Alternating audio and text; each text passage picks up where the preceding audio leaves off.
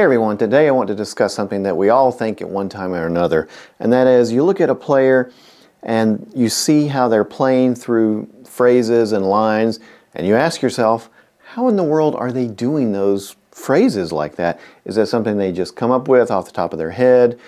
Is it rehearsed? Any of those things. As I'm sure you know, none of that stuff is truly improvised for the first time ever.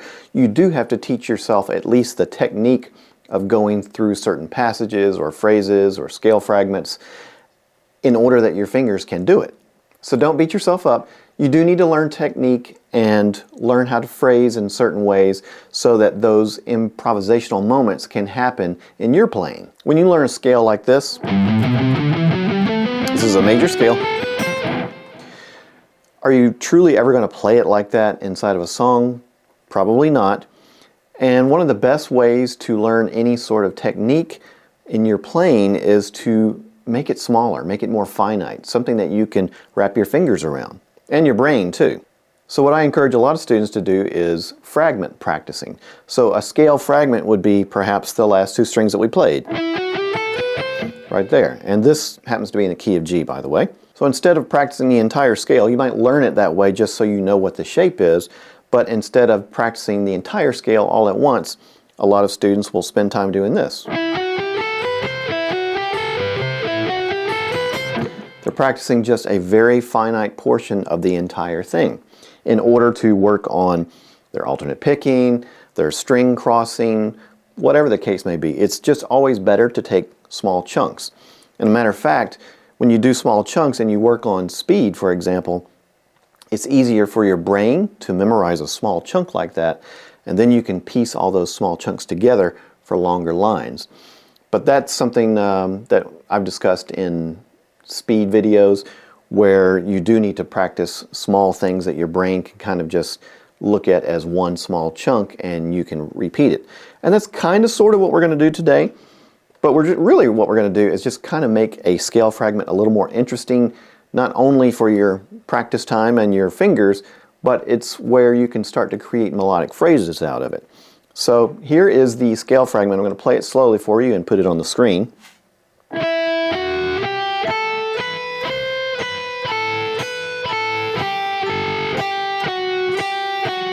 And then it repeats. So let me play it one time with the repeat in there and you'll hear the whole thing a little bit better.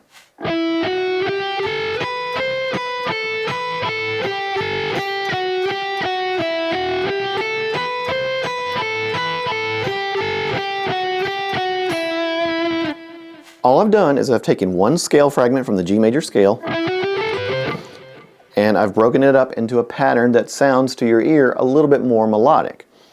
But this pattern holds a lot of things in there for you.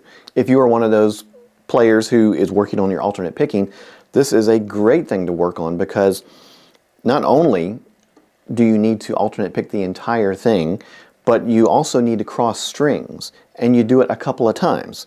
So when we go up this direction, that's pretty straightforward. But then when we start to come down, you'll notice the string crossing that we do, we have to do it 2 times. So in other words, right here, there, I cross down to the second string, back up to the first, and then back down to the second string again. So that really works on your back and forth between 2 strings.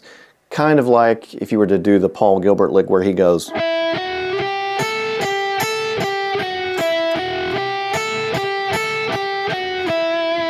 That sort of thing. But what we're hoping to do with this is to put it in something a little bit more melodic and circular at the same time so you can keep it going. So one more time, let me play this a little quicker.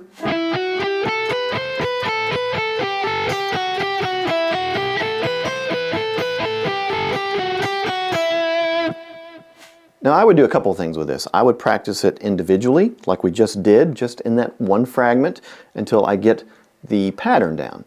Once I have the pattern down, then you shift that pattern to the next scale fragment that you want to work on. So take for instance, what if I just go up the same strings? We worked on that one, then the next set would be right here. If I apply the exact same picking pattern, it would sound like this.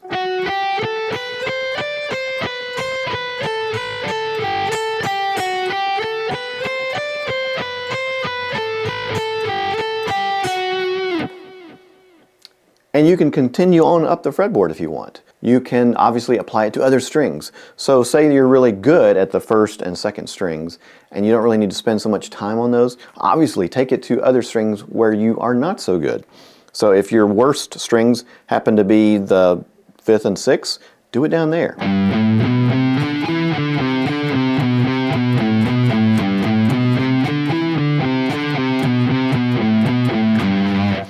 Don't practice what you're already good at, practice what you need help with. And I'm not that great at the E and B strings, so I do spend time on those. You can continue this on the fretboard, and I'll put that in a PDF, a tab for you to download. But you can continue the pattern on up the fretboard like this.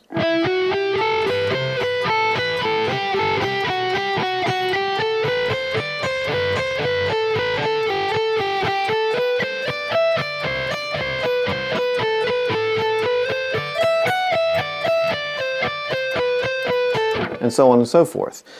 Any key, matter of fact, I would encourage people to take it to a key where you're not comfortable, just to get that practice of learning the pattern. Because sometimes when we play, let's say we're playing in the key of G, you know, you're playing on a lot of dots on the neck, and your brain begins to associate the pattern with those dots and not necessarily the pattern itself. So you take it into another key where you're not as comfortable, and then you learn the pattern much quicker. Another way you could handle this too is, say I'm doing it in this fragment right here in the key of G. Then I could drop to the next set of strings and do this. So let me play those two back to back.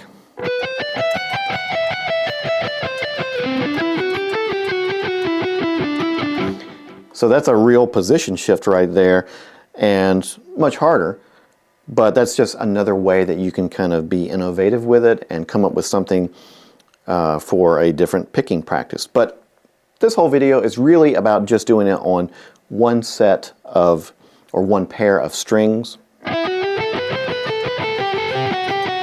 like that, to give you a little bit more of melodic practice inside of a small scale fragment. So I would highly encourage you to start working with that, and you can just do it as I've written it on the tab as 16ths.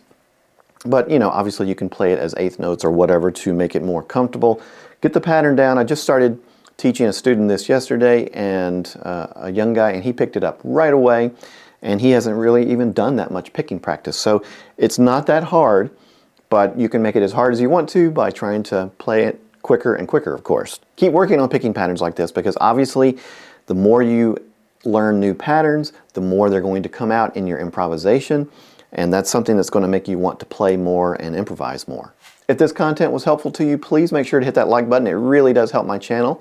And if you want to subscribe, hit that button as well, and make sure to hit the notification bell so that you're notified of new video releases. If you want to support my channel, you can certainly go to patreon.com/PaulWarrenMusic and become a member. Thank you so much for watching short videos like this where it's short and sweet and to the point. I really do enjoy making, so let me know in the comments what other sort of things you would like to see in future videos. I'll see you all next time.